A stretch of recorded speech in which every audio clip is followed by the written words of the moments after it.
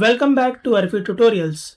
So far, in this web fundamental series, we covered how websites work, how HTTP communication happen, and explore key concepts like HTML, JavaScript, headers, cookies, and even basic vulnerabilities. In this video, we are going to bring everything together with the Putting It All Together module from TryHackMe. This is where all the individual pieces start to make sense as one complete flow. If you want to get into bug bounty, pen testing, or cybersecurity, understanding how all these components connect is extremely important. In this walkthrough, I'll explain the full process step by step so you can clearly see how a request moves from your browser all the way to the server and back. So let's start with the module. Task 1, putting it all together. In this final task, we'll bring together everything we learned so far and understanding how all the pieces of the web work as a complete system. Up till now, we looked at concepts like DNS, HTTP, HTML, JavaScript, headers, cookies, and more. This task helps you connect all of these into one clear flow. When you type a website address into your browser and press enter, the first thing your computer needs to do is find the IP address of the server hosting that website. Computers don't understand domain names like humans do, so they rely on DNS to convert that domain name into an IP address.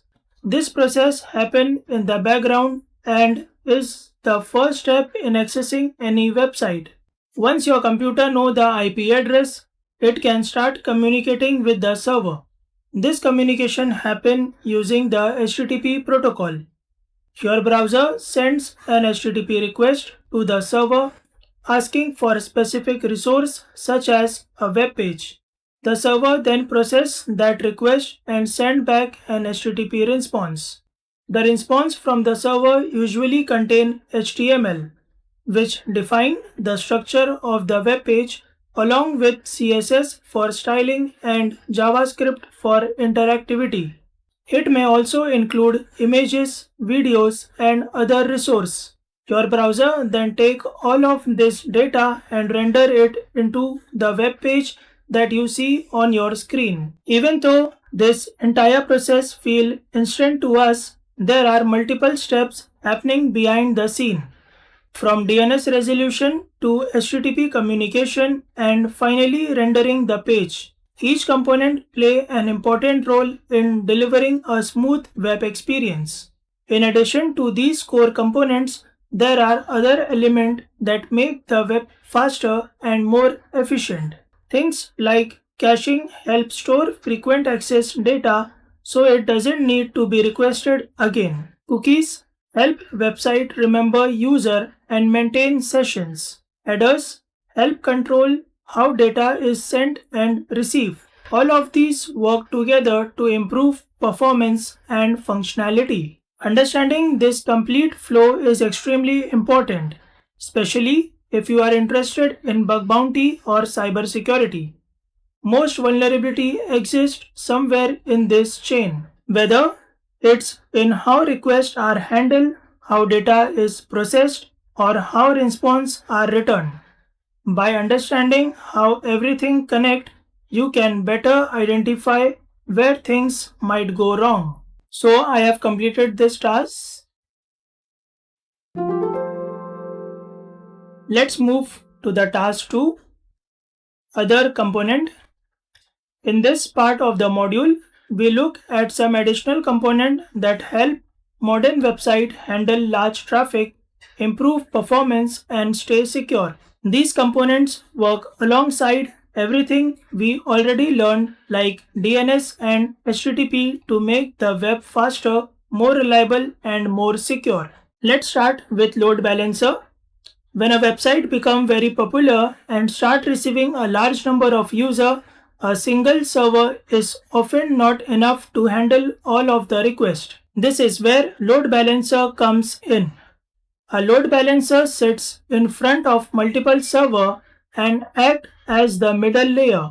When a user sends a request, It first goes to the load balancer, which then decide which server should handle that request. It uses different methods such as sending requests one by one to each server or sending them to the least busy server. This helps distribute the workload evenly and prevent any single server from being overloaded. Load balancer also improve reliability.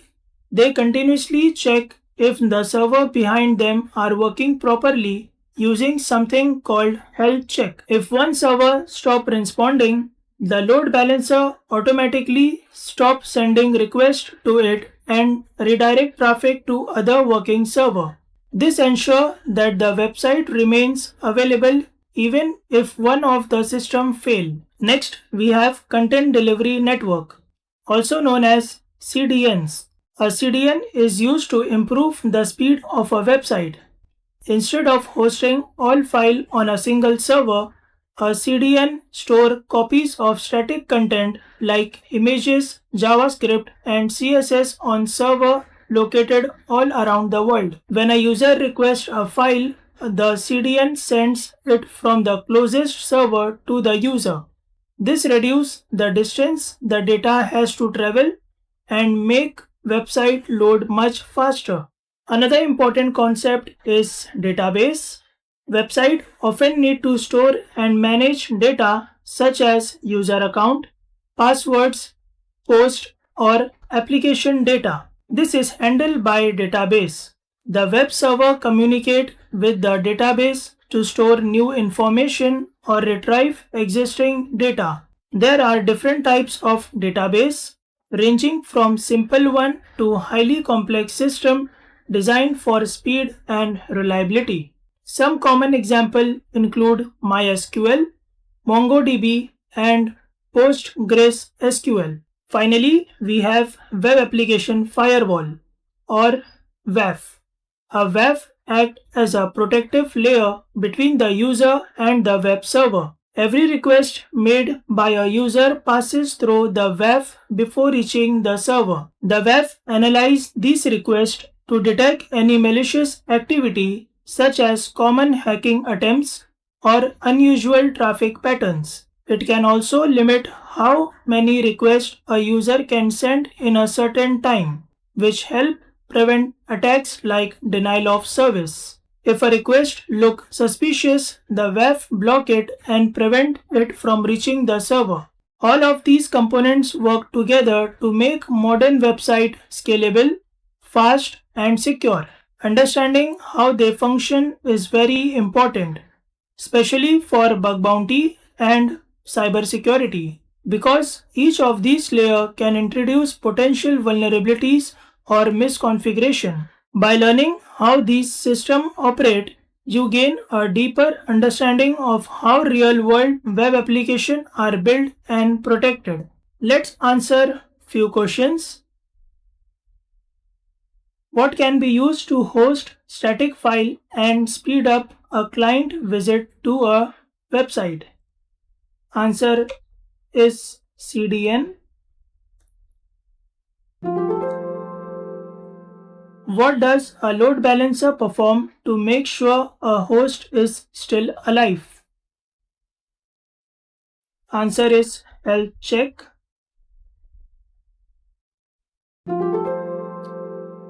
What can be used to help against the hacking of a website?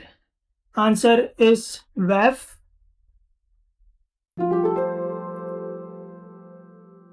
Let's move to the task 3, how web server work. In this part, we are going to understand how web server actually work behind the scene. A web server is basically software that listens for incoming requests from user and then respond by sending back web content using the HTTP protocol. Whenever you open a website in your browser, your request is received by a web server somewhere in the world. Some of the most common web server software you will come across are Apache, Nginx, IIS, and Node.js. These servers are responsible for delivering files like HTML pages, images, and script to your browser. Every web server has something called a root directory. This is the main folder where all the website files are stored. For example, in many Linux systems, Apache or Nginx uses a directory like /var/www/html, while in Windows, IIS uses a directory like c:/initpub/www root. So, when you request a file from a website, the server simply looks into its root directory and sends that file back to you. If you request something like a picture, the server finds that file in its storage and deliver it directly to your browser. Now, a single web server is not limited to hosting just one website. It can host multiple websites at the same time using something called virtual host. Virtual host allow the server to serve different websites based on the domain name requested by the user. When your browser sends a request, it includes a host header and the server checks this to decide which website you are trying to access. If it finds a match configuration, it serves the correct website. If not, it usually shows a default page. Each virtual host can also point to a complete different folder on the server, which means multiple websites can exist independently on the same machine. Now let's understand the difference between static and dynamic content. Static content is content that does not change, such as images, CSS file, or simple HTML pages. These files are served directly by the server without any modification. On the other hand, dynamic content change based on user input or other condition. For example, a blog website showing the latest post or a search feature displaying different results based on what you type. This type of content is generated in real time.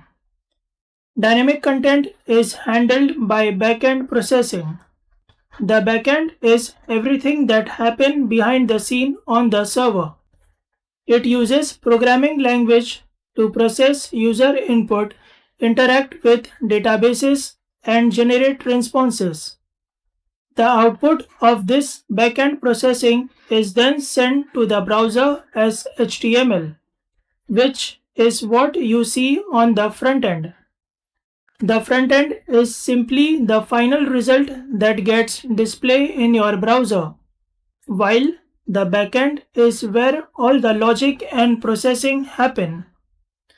To make website interactive, developer uses backend scripting languages like PHP, Python, Ruby, Node.js, and other. These language can take user input, process it, and return customized response. For example, if a website take your name as input and display a greeting, the backend processes that input and dynamically generate the response. The important thing to understand here is that user never see the backend code. They only see the final output in their browser. This ability to process data and generate dynamic content is what makes modern website powerful. But it also introduces security risk. If the backend is not properly secure, attacker can exploit these functionality to gain unauthorized access or manipulate data. That's why understanding how web server and backend system work is extremely important, especially if you are getting into bug bounty or cybersecurity. Now let's answer few questions. What does web server software uses to host multiple sites?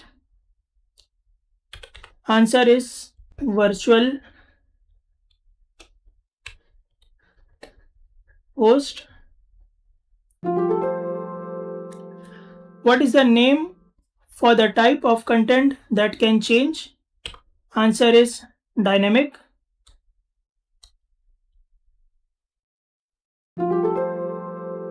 Does the client see the backend code? No.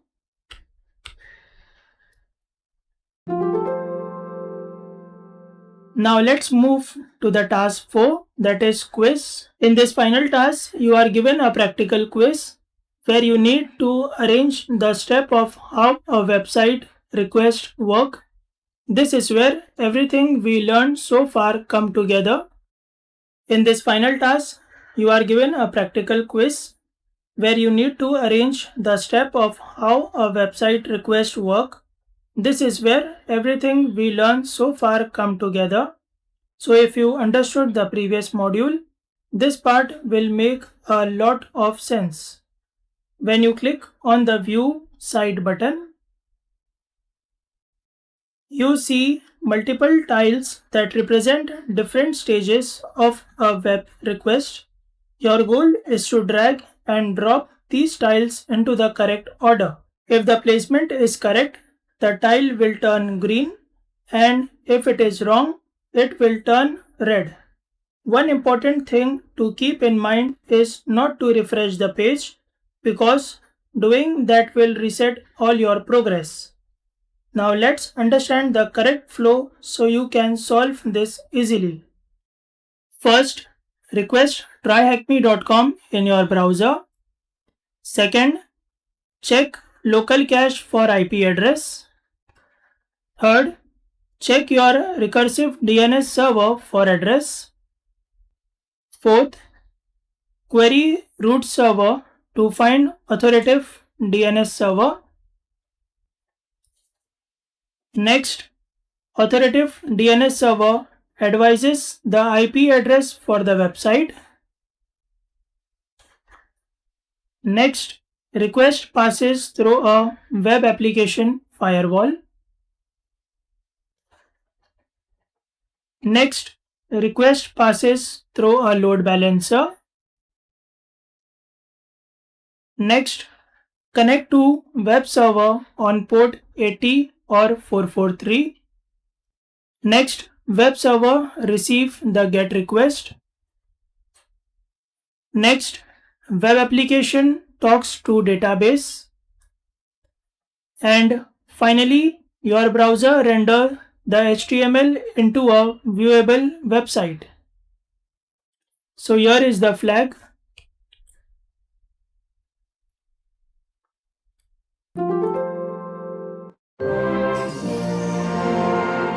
And with that, we completed the putting it all together module from TryHackMe. At this point, you should have a solid understanding of how all the core web components work together, from making a request in your browser to receiving and rendering a response. This is the foundation of everything in web security. Whether it's finding vulnerabilities, analyzing requests, or exploiting misconfiguration. All of it depends on how well you understand this flow. If you've been following along on Arfi tutorials, you are now building a strong base in web fundamentals. Make sure to keep practicing these concepts, explore more labs, and start analyzing real-world application. In the next video, we'll move forward into more advanced topic and start applying this knowledge in practical scenario.